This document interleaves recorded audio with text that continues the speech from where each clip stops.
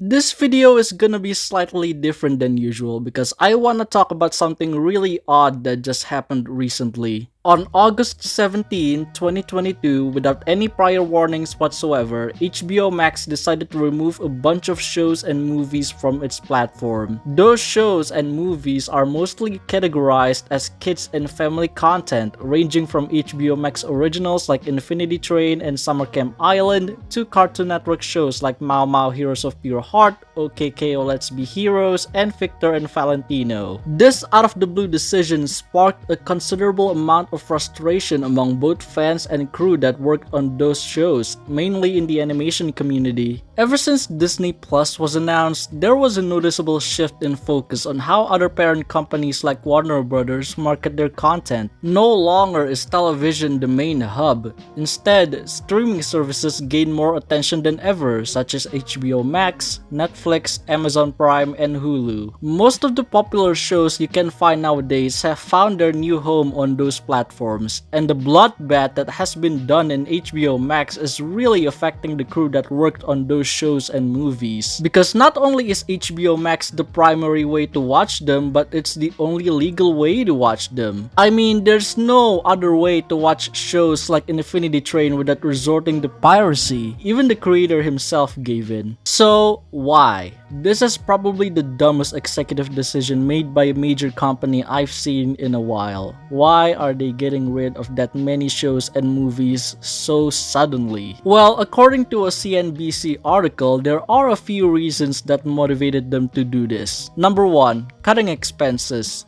Making movies and shows costs a lot of money, and by removing some of them that are not popular enough, it was claimed that it could save the company millions of dollars. Oftentimes, a show's creator will encourage their fans or other people to support their crew by watching their show on streaming platforms. This is necessary because the higher-ups will take notice of what shows that perform well based on viewership and what shows that don't. If your show isn't garnering that much attention, your show is in a big risk of either getting cancelled or removed/sold from streaming platforms. The company has to give the crew and writers plenty of budget to work with, and if their content is not as popular as expected, it's not going to be beneficial to the company. It's tough, but that's the reality. So even if that's true for the shows that got removed, it's really hard to believe that Infinity Train is one of them. If anything, I've seen the fan base constantly urging people to stream it on HBO Max. Do you guys remember the trending party in which Infinity Train was pushed into the top spot of the Twitter trending tab last year?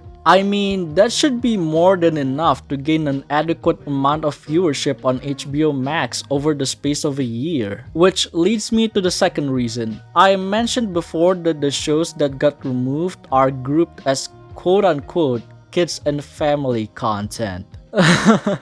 Kids and family content. That's really funny, you guys. That is comedy gold. You see, there's another streaming service under the Warner Brothers umbrella named Discovery Plus. HBO Max and Discovery Plus have a target audience of male and female adults respectively, and Warner Brothers are planning to combine both of them into a new service in mid-2023. So, I guess the removal of quote-unquote kids and family content is because the demographic that they're aiming for is not hitting all that well. Even though in between those cartoons, there are at least some that adults do enjoy. Like, how about Close Enough? Why is it also removed? Isn't that obviously an adult cartoon? I know the show was cancelled after just 2 seasons, but that's not an excuse. What about other people that are willing to watch it? You can't just cancel something and then eliminate it in a very short period. Look, I'm just so tired of higher-ups pigeonholing animation as something just for kids.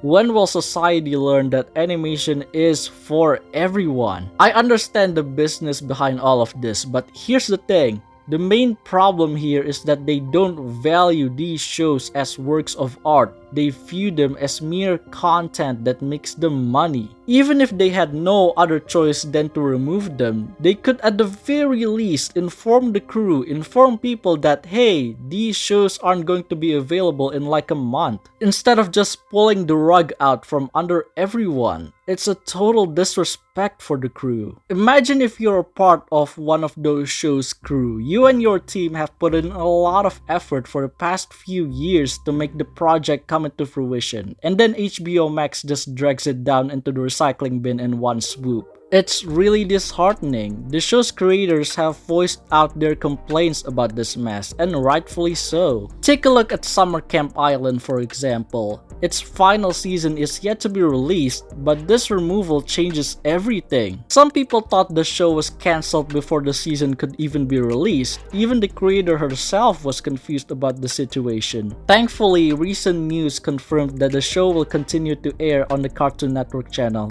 And then let's get back to Infinity Train again. Not only is the show removed from HBO Max, but oddly enough, Cartoon Network privated all Infinity Train videos on their YouTube channel, including the 2016 pilot that got the series' attention in the first place, deleted all of their tweets mentioning Infinity Train, made new DVD purchases unavailable, and removed the soundtrack from any music platform, including Spotify. This one confuses me the most. I don't know the motives behind this, but it's not doing the show any favors. This entire situation clearly shows that the company doesn't care much about the current animation landscape. It doesn't matter if it's critically acclaimed or beloved. If it doesn't make money, then it's a no-no. This has been a growing issue in the animation industry nowadays. If something like a proposed merger between Warner Media and Discovery happened, shows that lack rating and viewership can really affect their existence. Final Space is the main example I can get on top of my head. And just earlier this year, Netflix decided to cease its animation department, leaving multiple animated series not being renewed and unceremoniously cancelled. I hope that this removal is only temporary, or that these shows will find another platform to stay. They can't just kick these shows out and leave them homeless, because these shows deserve better. The crew and the fans deserve better. And I can just only hope that the executives will realize their mistakes and resolve these issues immediately. That's pretty much all I can say about this. What are your thoughts about this mess? Leave them in the comments if you want to. Thank you for watching.